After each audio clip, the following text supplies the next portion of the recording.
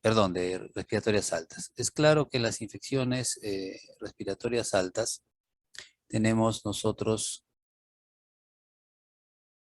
algunos factores de riesgo, ¿no? Que los hemos colocado aquí como generalidades. Y los dos principales, obviamente, son la eficacia del drenaje, que normalmente es superior a la capacidad de adherencia de los microorganismos, así como a la tasa de replicación, considerando que la mucosa tanto del oído medio como de los senos paranasales en condiciones normales es estéril o tiene una cantidad muy pequeña de bacterias. Entonces, las infecciones se van a dar justamente cuando esta eficacia del drenaje mucociliar, ¿no?, falla. Estas fallas pueden estar favorecidas por problemas de edema de la mucosa que causan obstrucción, cambios en la motilidad, ¿no?, de los cilios que posee el epitelio de las vías respiratorias altas, alteraciones en la densidad del moco, el moco más espeso que se produce luego de una infección viral, por ejemplo, o en respuesta a algunas proteasas que son liberadas subsecuentemente a procesos inflamatorios, modifican, ¿no?, las características de densidad del moco y generan un moco que obstruye las vías respiratorias, el estancamiento por la misma densidad y la motilidad alterada. Esto favorece también la colonización. Dijimos que había pocas bacterias, pero en estas circunstancias de falla de drenaje se favorece la proliferación bacteriana. Puede una trompa de Eustaquia obstruida generar que el aire que se ubica en el oído medio comience a reabsorberse y esas condiciones también pueden favorecer la proliferación de las bacterias. Y finalmente, una presión negativa, pues, o positiva muy intensa, como la que se da al estornudar o al soplarse la nariz. Como dicen, ¿no?, hay gente que se sopla la nariz con mucha fuerza, ¿no? Y al soplarse la nariz, pues, se puede generar una presión positiva que favorece la colonización bacteriana. Las infecciones virales, muchas veces sabemos que producen estos procesos inflamatorios y preceden a la infección bacteriana. Ahora, hay un aspecto farmacológico que puede ser relevante y es que la concentración de los antibióticos, tanto en el oído medio como en los senos paranasales, medida en un mismo momento, es superior a la concentración sérica. Y esa es, digamos, concentración más alta en estas cavidades, en estos sitios, se relaciona con la vascularización, ¿no? Entonces se entiende de que al ser una vascularización no tan buena, la de la mucosa de las vías respiratorias altas, o tener una vascularización tan alta, sobre todo estos dos lugares que hemos dicho, entonces el antimicrobiano penetra lentamente, pero también se retira, se redistribuye, podríamos decir, sale de ahí con lentitud. Eso contribuye a aumentar la vida media biológica, es decir, hace que el medicamento permanezca más tiempo dentro de estos lugares, ¿no? Y al permanecer más tiempo, al prolongarse el tiempo que ahí se ubica, la vida media biológica, al prolongarse, entonces también puede mejorar un poco la eficacia del fármaco, ¿no? Eso como regla general o como aspecto general. En lo que se refiere a la faringitis, sabemos que es una de las infecciones que se trata más irracionalmente, digamos, ¿no? Hay muchas faringitis virales que son manejadas con antimicrobianos y eso ha favorecido y continúa favoreciendo la resistencia bacteriana. Pues entonces hay criterios para considerar si es un cuadro bacteriano, básicamente estreptocócico, o si es un cuadro viral, ¿no? Criterios diferenciales como la tos, una fiebre que no es muy alta, la presencia de disfonía, afonía o ronquera, que esté asociado a un exantema, ¿no?, que parece más un cuadro viral, o que las adenopatías o el exudado no sean característicos, ¿no? Normalmente las adenopatías laterocervicales o submandibulares son grandes, se habla a veces de adenomegalias grandes dolorosas, y el exudado, que aquí puede ser en membranas o puntos, acá es un exudado blanquecino amarillento en placas, ¿no?, que puede ubicarse inclusive en las criptas pues, de las amígdalas, ¿no? Ocluir las criptas amigdalinas. El agente principal es el estreptococo de grupo A, el famoso beta hemolítico de grupo A, pero pueden haber otros estreptococos y la respuesta pudiera ya no ser tan buena a la terapia que se va a administrar. Neisseria gonorrhoeae, ¿no? Es un agente que, no siendo muy frecuente, con el inicio de una vida sexual activa en edades más precoces, también puede generar una faringitis. Y hay un germen que es el Fusobacterium necrophorum, es un germen anaerobio, ¿no? Que está asociado a una forma particularmente grave, ¿no? Con tendencia a formar abscesos, con una tromboflebitis de la vena yugular interna, que es un cuadro particularmente severo que requiere la intervención quirúrgica y el uso de fármacos como metronidazol o clindamicina, porque, ¿no? Es raro también el micoplasma, pero podría estar dentro de los agentes que producen este cuadro de faringitis cuando se asocia, por ejemplo, a la bronquitis, ¿no? Entonces, pues el micoplasma puede estar involucrado. Los criterios de Centro son bastante conocidos, entonces siempre hay que tenerlos en cuenta para hacer la diferenciación. Es claro que en los pacientes, por ejemplo, que tienen menos de 3 años, por decir un lactante, en un niño menor de 1 año, es menos probable que sea una faringitis bacteriana, ¿no? Estreptocócica. No es imposible, pero es menos probable. El grupo etario típico en el cual se producen estos problemas está entre los 3 y los 14 años de edad. Uno que tenga más ya de 15 años es más improbable. Y si tiene más de 45, o sea, una persona ya que va de adulto a adulto mayor, inclusive se quita un punto, porque es más improbable todavía que desarrolle una faringitis bacteriana, ¿no? Estreptocócica. Ahora, el resto es clínica que ustedes conocen, el tipo de exudado, el compromiso de los ganglios cervicales, la ausencia de tos y la presencia de fiebre alta, sumados, pues, por lo menos 3 de estos nos dan la característica de la faringitis, ¿no? Esto combinado con el criterio, como dijimos, de la edad, ayuda a plantear la posibilidad de que estemos ante este cuadro. Hay otra escala que nos ayuda a establecer también la probabilidad de la faringitis estreptocócica y que son los criterios llamados de fever pain, ¿no? Que tienen que ver justamente con la fiebre y el dolor, ¿no? Entonces, fiebre y la necesidad de acudir rápidamente a buscar atención médica, lo cual sugiere que la molestia es importante, son dos de los que se incluyen dentro de los llamados de criterios de fever pain, ¿no? Ahora, la purulencia ya se describió, las amígdalas severamente inflamadas y la ausencia de tos, ¿no? La inflamación de las mucosas de la nariz, lo que llamamos a veces coriza, ¿no? También ayudan a descartar que sea un cuadro viral y avalar su ausencia, avalar que es un cuadro bacteriano, ¿no? Los adenovirus, entonces, pueden producir supuración, en todo caso, más bien puntiforme, y no necesariamente la fiebre tiene que ser baja, pero para que sea el cuadro estreptocócico hay que sumar por lo menos 3 de los criterios conocidos, ¿no? Ya hablamos del Fusobacterium necrophorum y el riesgo de que desarrolle abscesos y bacteriemia, por lo cual el cuadro tiende a ser más grave.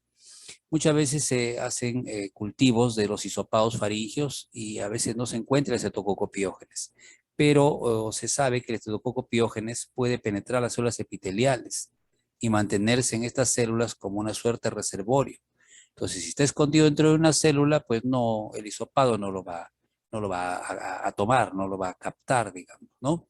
Y ello ayuda a justificar que no se considere que ningún esquema va a erradicar en el 100% de los casos al estreptococo, ¿no? Justamente porque actúa como un agente que puede esconderse dentro de las células y así limitar la posibilidad de erradicarlo. Y de paso hacer que el cultivo salga negativo. El tratamiento inicial comprobado que disminuye la duración, la posibilidad de contagio y que aparezca la famosa fiebre reumática, que es una complicación muy temible antes, pero ha disminuido bastante su incidencia. El fármaco de primera elección, la penicilina G, bajo la forma de fenoximetilpenicilina, ¿no? Que es la forma oral de la penicilina G, ¿no? El grupo fenoximetil, como sabemos, le da estabilidad a la penicilina, ¿no? Frente al ácido gástrico. De esa manera no va a, afectada por la acidez gástrica y su biodisponibilidad va a mejorar. Podemos hablar de penicilina G benzatínica, que es una buena estrategia. Sin embargo, el cumplimiento que se garantiza, el cumplimiento, cuando se duda del cumplimiento oral o cuando queremos garantizar que recibe con una sola dosis su terapia, se puede aplicar penicilina benzatínica. El problema es el dolor, ¿no? Y por ello es que justamente si los vómitos son muy intensos y se cree que el paciente no va a cumplir con el tratamiento oral o ya tiene antecedentes de fiebre reumática, entonces se puede pensar en la benzatínica, ¿no? Eso es lo sugerido. Amoxicilina es tan eficaz como las penicilinas naturales, como la penicilina G, ¿no? La penicilina de primera generación, digamos, pero el problema está en que su espectro es más grande. Entonces, siempre que sea posible, deberíamos preferir a la penicilina G o su análogo, la fenoximetilpenicilina, ¿no? Y dejar la amoxicilina, que tiene espectro para gram negativos, solo cuando no dispongamos de las anteriores. Las cefalosporinas de primera también tienen un espectro más amplio que las penicilinas naturales. Sin embargo, tienen también una tasa de erradicación y curación más alta que la penicilina V. Esto probablemente porque son selectivas para diferentes tipos de PBPs. Entonces sabemos que las cefalosporinas no afectan exactamente a los mismos tipos de PBPs que las penicilinas. Entonces ese tipo de selectividad diferencial, ¿no? Donde se afectan unas PBPs con cefalosporinas y otras con penicilinas, sustentaría una mayor eficacia del cefadroxilo. Eritromicina y los macrólidos en general son fármacos seguros también, eficaces para el tratamiento de los pacientes alérgicos de tipo 1, ¿no? A las penicilinas o a los beta-lactámicos. Fármacos como cotrimoxazol, tetraciclina, cloranfenicol tienen una actividad más baja, también tienen más riesgo de efectos adversos. Tetraciclina no se usan en menores de 8 años. Cloranfenicol produce una depresión de la médula ósea que lleva una anemia conforme el tiempo de tratamiento se prolonga. Y las faringitis se tratan en promedio de 10 días, ¿no? Un poco más de una semana. Ahora, en 48 horas el paciente debe mejorar, si no hay que pensar que la causa es otra, no es un estreptococo piógenes, no es un beta hemolítico grupo A, o hay un problema de absceso asociado, ¿no? Bien, y no hay que olvidar, aparte de lo que dijimos de la penicilina benzatínica, que la resistencia a los macrólidos ha ido aumentando, ¿no? Entonces hay algunas cepas del estreptococo piógenes que pueden inclusive tener resistencia a los macrólidos y a la clindamicina. Es un poco por la frecuencia de uso. Ustedes saben de que ahora se usa mucho acitromicina, inclusive durante COVID se está usando acitromicina, que no tiene actividad contra el virus, pero tiene un efecto antiinflamatorio, se está usando en algunos casos, ¿no? Por esta razón. Y el exceso de uso siempre favorece la resistencia bacteriana. Ahí están los fármacos, ¿no? De primera línea, penicilina V, penicilina G benzatínica, amoxicilina. Como ven, se puede dar amoxicilina o se puede dar penicilina V. El tiempo de tratamiento, más o menos de 10 días. Perdón, disculpen un segundo, tengo una llamada. Sí, sí, dime, ¿qué pasó? Aló.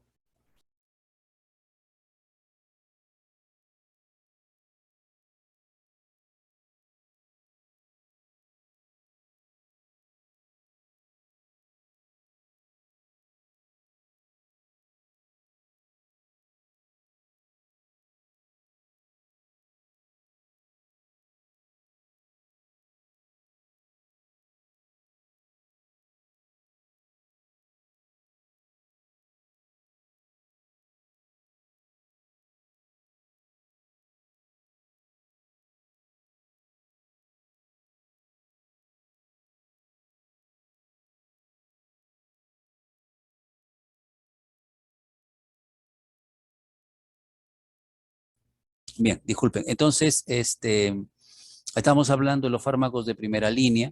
El tiempo de tratamiento se puede ver ahí los 10 días que decíamos y cómo el caso de la benzatínica es un fármaco de primera línea.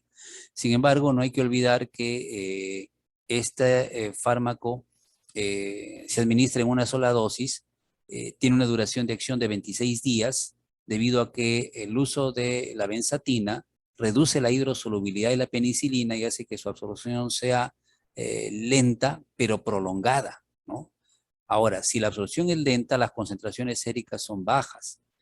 No va a haber resistencia porque el Streptococcus pyogenes se acepta que es sensible a las penicilinas, bastante sensible a las penicilinas, pero como las concentraciones son bajitas, la mejoría del paciente puede ser un poco más lenta. Entonces, eso también hay que tenerlo en cuenta, ¿no? A veces los pacientes que reciben amoxicilina oral o penicilina V en 48 horas ya están casi asintomáticos. El que se administra una penicilina G-benzatínica puede tomar 3 o 4 días en estar ya bien, digamos, ¿no? La mejoría puede ser un poquito más lenta, pero tiene el beneficio de que está durante un mes prácticamente protegido contra el estreptococo piógenes, ¿no? Esa es la compensación un poco. Las cefalosporinas, en la diapositiva anterior decía cefadroxilo, perdón, a ver, lo regresamos para corroborar que, perdón, estamos avanzando. Acá, cefadroxilo, cefalosporina primera, pero puede ser cefalexina, ¿no? Cefalosporina primera en general, ¿no? Para las hipersensibilidades de tipo 4.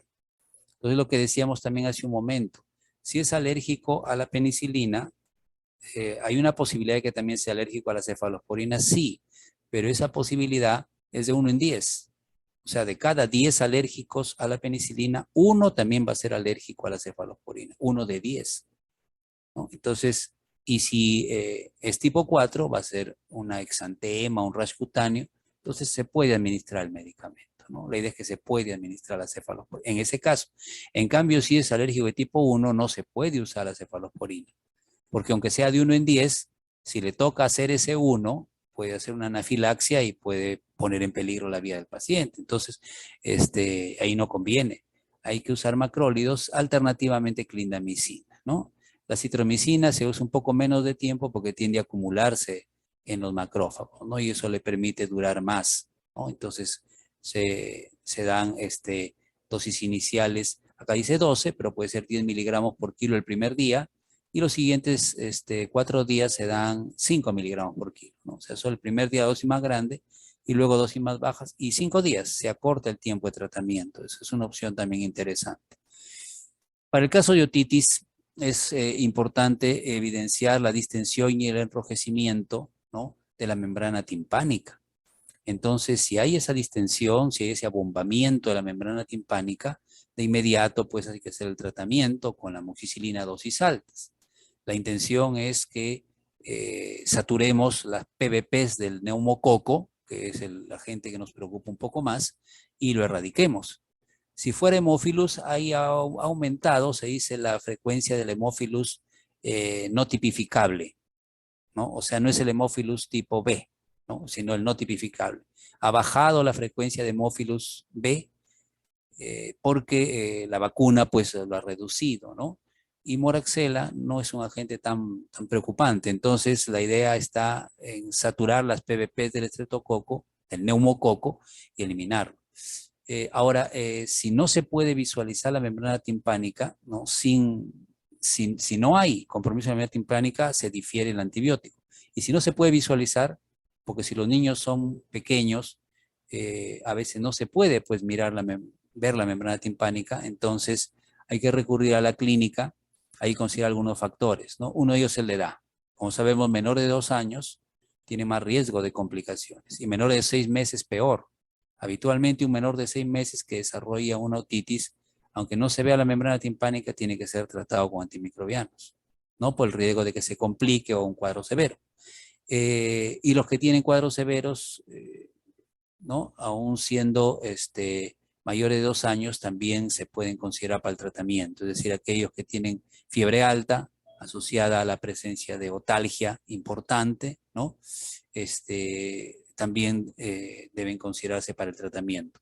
Y se da tratamiento antimicrobiano, me refiero. Se da tratamiento antimicrobiano también pues cuando hay otorrea o cuando es bilateral, ¿no?, la otitis. Entonces hay criterios que más o menos nos ayudan a orientar el inicio del tratamiento.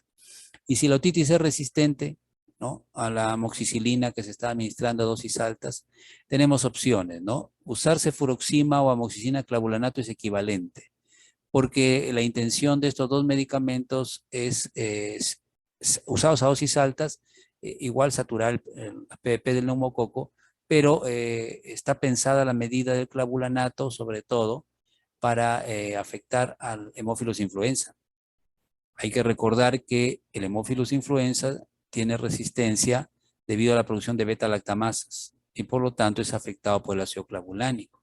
Mientras que el neumococo no debe su resistencia, no tiene resistencia debido a beta-lactamasas. La resistencia del neumococo es por mutaciones en la PBP. Entonces, en ese caso, o se usa amoxicilina a dosis altas para tratar de saturar las PBP, o si es resistente definitivamente a la penicilina, se prefiere la ceftriaxona. Ceftriaxona no solo es estable a las beta-lactamasas del hemófilus, sino que afecta a PBPs diferentes y erradica al neumococo resistente. Entonces, para un neumococo resistente, ceftriaxona. Para hemófilus influenza, productor de beta-lactamasas, podría ser amoxicilina clavulanato, podría ser acetilcefuroxima, u obviamente también ceftriaxona, ¿no? Que son estables a las beta-lactamasas.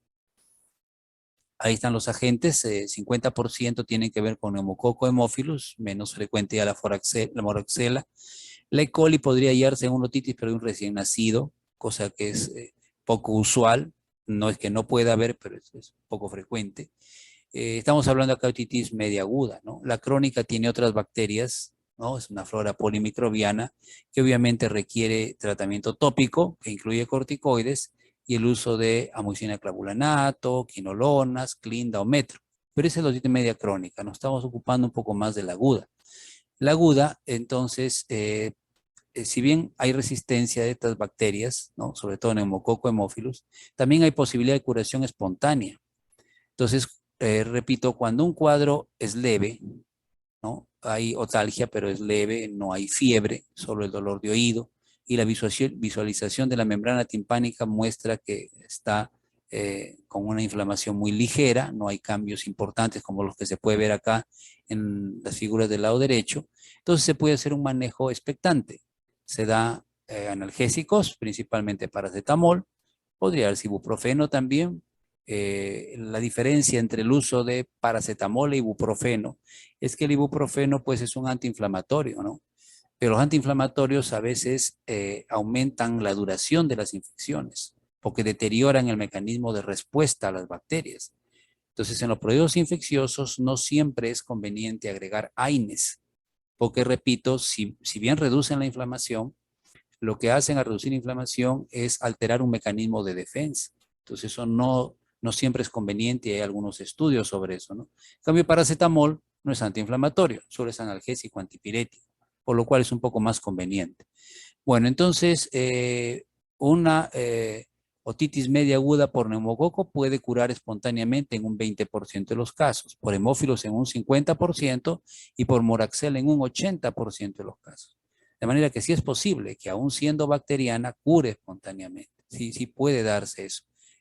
Entonces, esto hay que tenerlo en cuenta, valorar la severidad del cuadro, el grupo etario en el cual se está produciendo y se puede dar un chance de 24, 48 horas para ver si con el manejo sintomático, no antimicrobiano, puede remitir simplemente el problema, ¿no?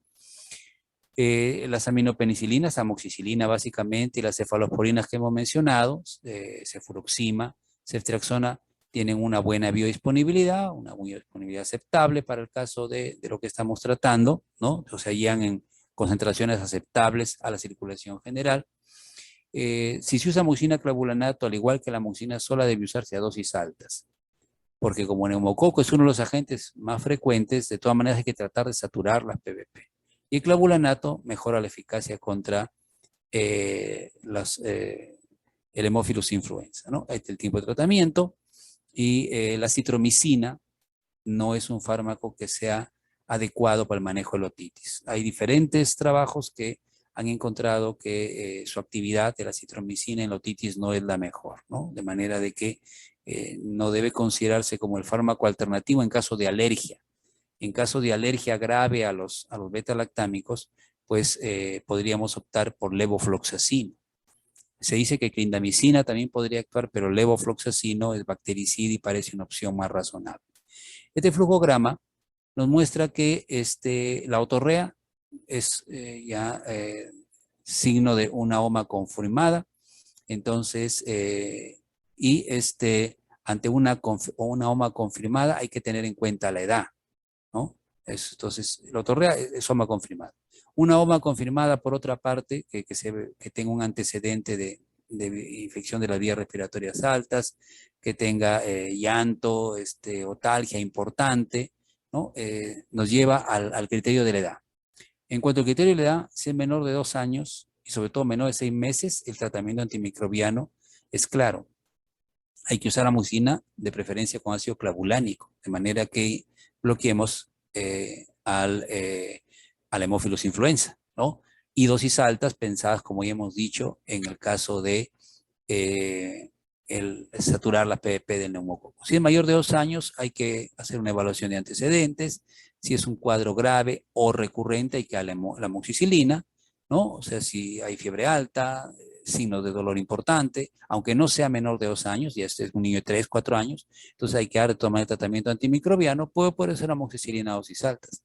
Si no hay ningún antecedente y es mayor de 2 años y el cuadro no es grave, puede darse analgésicos, como dijimos, y esperar hasta 48 horas a ver cómo evoluciona, ¿no? Si es que empeora el cuadro, pues habrá que pensar en el antibiótico.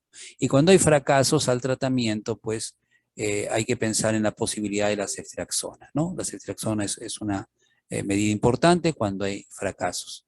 Entonces, las fallas luego de 48, 72 horas, las fallas en el tratamiento se manejan con amoxicilina clavulanato si ya antes se ha estado dando amoxicilina, o ceftriaxona si ya se había recurrido a la amoxicilina clavulanato, ¿no? Esas son las opciones más aceptadas. Se puede usar Clinda, ceftriaxona o Clinda, pero se está validando cada vez más el uso de levofloxacino más que de clindamicina en los niños alérgicos, ¿no? Y que tienen mala respuesta a otros antimicrobianos. Pero eso lo vemos en un momento. Entonces, recordemos algunas pautas adicionales de la OMA. Entonces, cuando hay conjuntivitis, ¿no? Puede ser que el cuadro sea por Haemophilus influenza. Los menores de 2 años y los de 6 meses se complican más. La OMA grave, cuando tiene fiebre alta, dolor marcado, hay otorrea o OMA bilateral, se considera grave, ¿no? Y cualquiera de estos dos, o la OMA recurrente, se consideran de que es un riesgo de que evolucione mal el paciente, ¿no? De manera que hay que pensar de aquí, en estos casos, en una administración precoz del antimicrobiano, no estar esperando a que el analgésico nada más corrija, ¿no? Como dijimos, al haber vacunas, entonces, incluida la antineumocócica, el Haemophilus influenza ya no es de tipo B, ya es no tipificable. Interesante que amoxicilina pueda darse cada 12 horas en estos casos, ¿no? Normalmente sea cada 6 o cada 8, pero se puede dar cada 12, ¿por qué? Porque dijimos en la primera diapositiva que ingresa lento, pero también se retira lento del oído medio. Entonces tiene una vida media más larga en el foco infeccioso. No macrólidos porque en general está descrito que las tasas de resistencia han ido aumentando y si hay fracaso terapéutico, si no hay una mejoría, en general en términos de 48 horas hay que hacer un cambio. Levofloxacina se puede usar en niños. El Pediamecum de la Asociación Española de Pediatría nos dice que el levofloxacino puede usarse desde los 6 meses de edad. Riesgo-beneficio. Se acepta que el levofloxacino y las quinolonas han sido muy cuestionados en niños por el problema de la erosión del cartílago de crecimiento. Pero ese dato se ha comprobado solo en crías de animales. No es un problema que se haya detectado en niños, ¿no? En seres humanos, en jóvenes, digamos, en niños o adolescentes. Sin embargo, se tiene siempre cierto temor al uso pues en los niños más pequeños y otras referencias dicen que a partir del año, ¿no? Se use, no antes del año, ¿no? Pero se puede utilizar quinolona, se puede utilizar, no es que la quinolona no se puedan usar en pediatría, ¿ya? Hay trabajos, estudios que han comprobado de que si bien se puede producir tendinitis, irritabilidad, insomnio, convulsiones si van por vía endovenosa rápida, estamos hablando de pacientes pediátricos, ¿no? El riesgo de prolongación del intervalo QT, ¿no? Cefaleas, sí se pueden producir efectos adversos, ¿no? La tendinitis es uno de los que se ha comprobado un poco mejor. La erosión del cartílago de crecimiento es un dato que no se ha corroborado en pacientes pediátricos, de manera que se acepta que se puede administrar a las dosis que están viendo ustedes ahí para el tratamiento de la OMA. Y terminamos con sinusitis, ¿no? La sinusitis, pues, tiene que cumplir los criterios de duración y gravedad ¿no? De preferencia ambos, para decir que es una sinusitis bacteriana, ¿no? Sea una rinorrea prolongada, una fiebre alta asociada a dolor de cabeza, ¿no?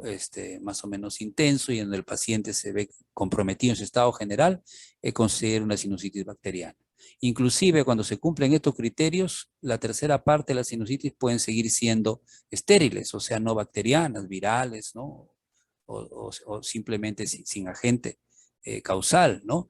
Entonces, de todas maneras, cumplido otros criterios, sí existe la posibilidad de que sea una bacteria. Y son más o menos las mismas bacterias que producen la otitis. Por lo tanto, el que me manejo en general es el mismo.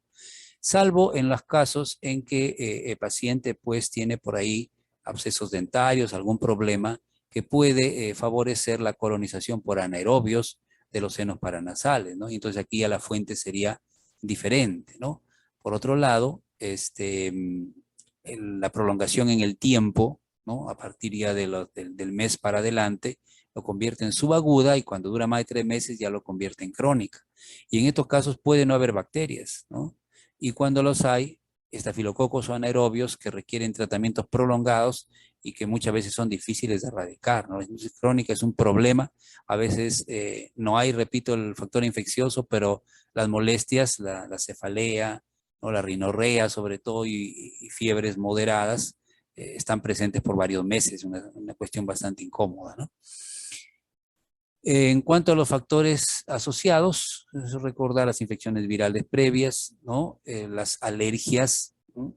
Los pacientes que tienen rinitis alérgica, por ejemplo, tienen factor de riesgo para desarrollar una sinusitis, las contaminaciones ambientales, los problemas de tabique, el reflujo en algunos pacientes de mayor edad, el reflujo gastroesofágico, pueden favorecer la sinusitis.